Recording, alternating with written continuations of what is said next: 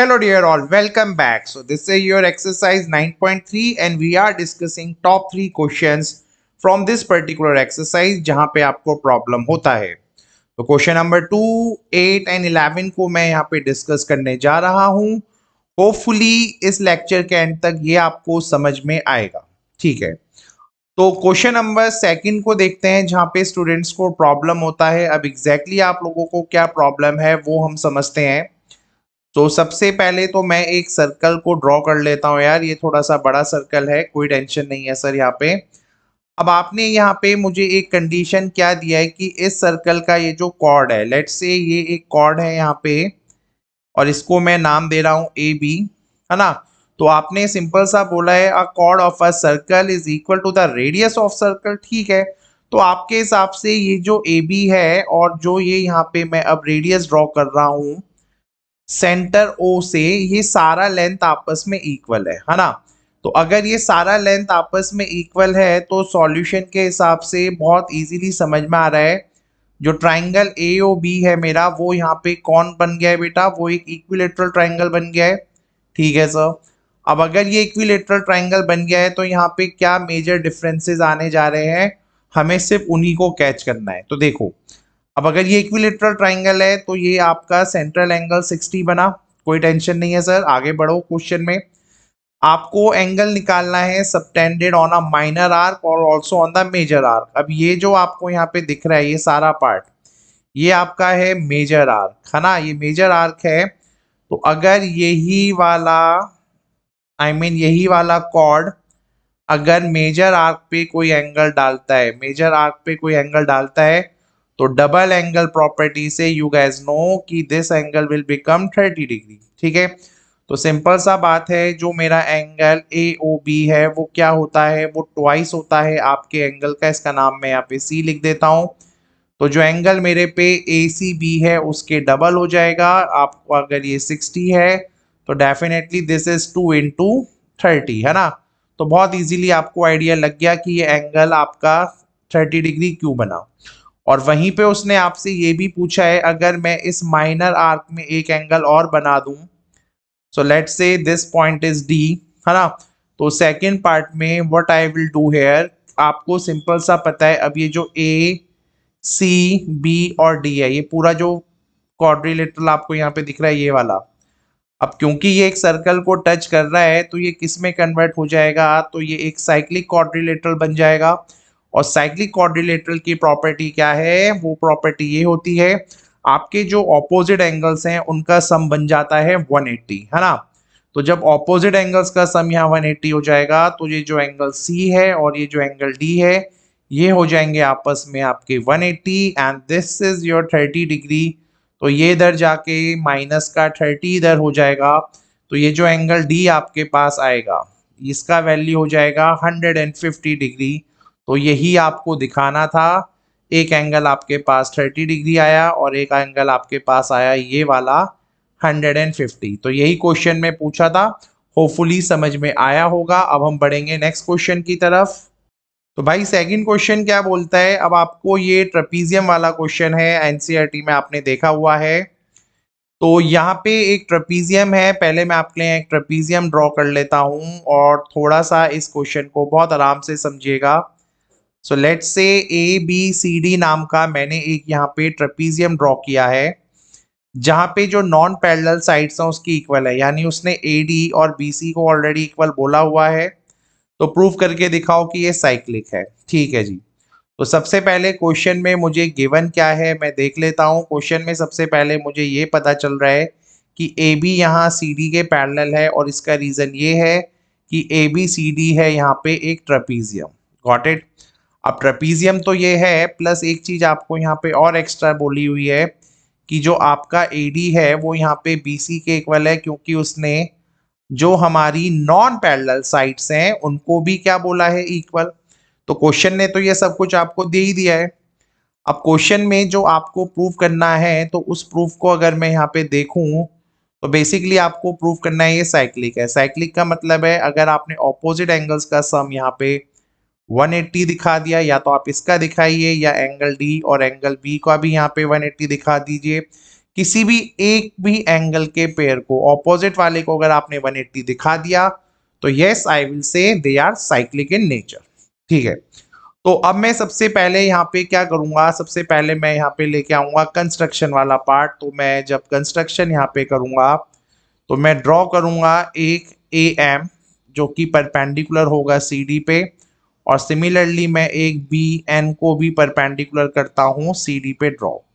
तो आपने यहाँ दो परपेंडिकुलर लाइंस ड्रॉ करी हैं, एक ये आपने ड्रॉ कर दिया है, एक आपने ये ड्रॉ कर दिया है। इसको आपने एम बोल दिया, इसको आपने एन बोल दिया।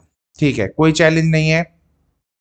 तो अब जब हम यहाँ प्रूफ में आएंगे, तो सबसे पहले आपको यहाँ पे क्या करना है, आपको ये चीज देखना है कि प्रूफ में मैं यहाँ क्या करने जा रहा हूँ। मैं इन दोनों ट्राइंगल्स को यहाँ पे करूंगा कॉन्ग्रेंट, यानी जो मेरा ए एम डी है, इसको नॉट एडीएम, एक्चुअली जो 90 डिग्री होता है वो सेंटर में होता है, ये हमें पता है।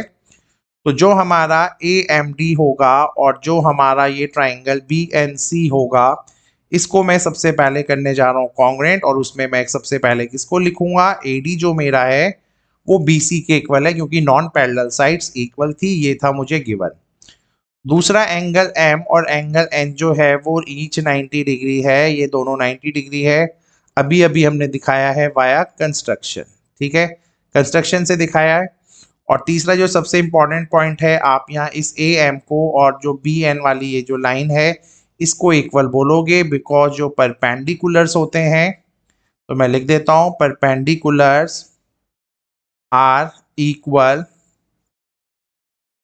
Equal between two parallel lines. So इसको आप और थोड़ी मोड़ी अंग्रेजी में लिख सकते हो, between two parallel lines perpendiculars are always equals, या perpendiculars are equal between two parallel lines. तो आपने देखो इसको भी इसके इक्वल दिखाया। अब ये 90 आया, 90 के सामने वाला आया और एक भी साइड आया, तो बाय राइट हैंड साइड, है ना।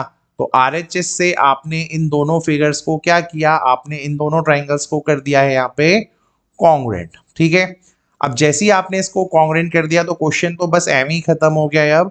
अब सिंपल सी बात है, अब मैं इस पार्ट में यहाँ CPCT लगाता हूँ। तो CPCT से अब यहाँ पे क्या होगा, ये जो एंगल D है और ये जो एंगल C है ये आपस में इक्वल हो जाएगा। ठीक है, तो एंगल D और एंगल C जो है वो CPCT से मैंने सेम कर दिया है। अच्छा, आपको एक चीज और पता था, जो आपका AB था, क्योंकि वो CD के पैरेलल था, तो जो एंगल A है और जो एंगल D है वो आपस में 180 होगा। और वो क्यों होगा, को इंटीरियर वाली प्रॉपर्टी से, को इंटीरियर ट्राइंगल्स। ठीक है, अब ये 180 हो गया। और अभी अभी आपने यहाँ देखा कि आपका ये जो D था वो तो C के इक्वल था, तो फाइनली आपने यहाँ पे क्या लिखा कि जो मेरा एंगल A है और जो मेरा एंगल C है वो भी यहाँ पे क्या बना, 180। और जैसे ही आपने इसको 180 दिखा दिया, क्योंकि क्वेश्चन में हमें ऑपोजिट एंगल्स को ही 180 दिखाना था, ये आप लोग देखिए यहाँ पे। तो जैसे ही मैंने इसको 180 दिखा दिया, माई क्वेश्चन इज डन। तो ये भी आपको समझ में आ गया होगा कैसे करना है। पहले RHS से प्रूव करो, CPCT करो, एंगल C एंगल D को इक्वल करो, और एंगल A और एंगल D में 180 वाले लॉजिक को लगाओ एंड इसको खत्म कर दो। ठीक है, अब बढ़ते हैं हम अगले क्वेश्चन की तरफ, थर्ड क्वेश्चन इस सीरीज का और आखिरी क्वेश्चन जो है। अब आपके पास यहाँ पे बड़ा सिंपल सा लैंग्वेज में बोला गया है, ABC और ADC नाम के दो ट्राइंगल हैं जहाँ पे कॉमन हाइपोटेनस है AC। तो मैंने एक ट्राइंगल बनाया ये, जहाँ पे हाइपोटेनस रखा AC को, और ये जो ट्राइंगल था मेरे पे लेट से था वो ADC। अगर ये हाइपोटेनस है AC तो एंगल D 90 होगा। और सेम वे ऐसे ही आपने यहाँ पे एक ABC और ड्रॉ किया, अब एंगल B को ही 90 बनना है, because AC is the hypotenuse. तो अब बस मैं सॉल्यूशन यहाँ पे स्टार्ट करता हूँ, मैं यहाँ पे प्रूफ सीधे स्टार्ट कर देता हूँ। सेंस, क्योंकि यहाँ पे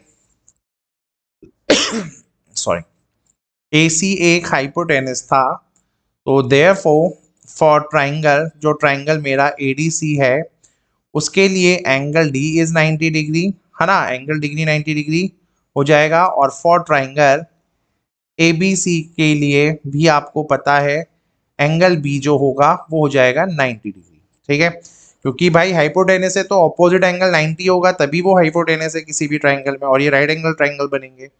तो यहाँ पे जैसे ही आपने इस चीज को क्लियर किया, तो जो सबसे पहला पॉइंट आप डालोगे, आप लिखोगे क्योंकि एंगल D और एंगल B का जो सम है यानी 90 प्लस 90 अगर वो 180 आ रहा है तो क्लियरली हमें यहाँ से क्या पता चलता है कि ये जो ए बी सी डी जो है ये बनेगा एक साइक्लिक क्वाड्रिलेटरल, है ना।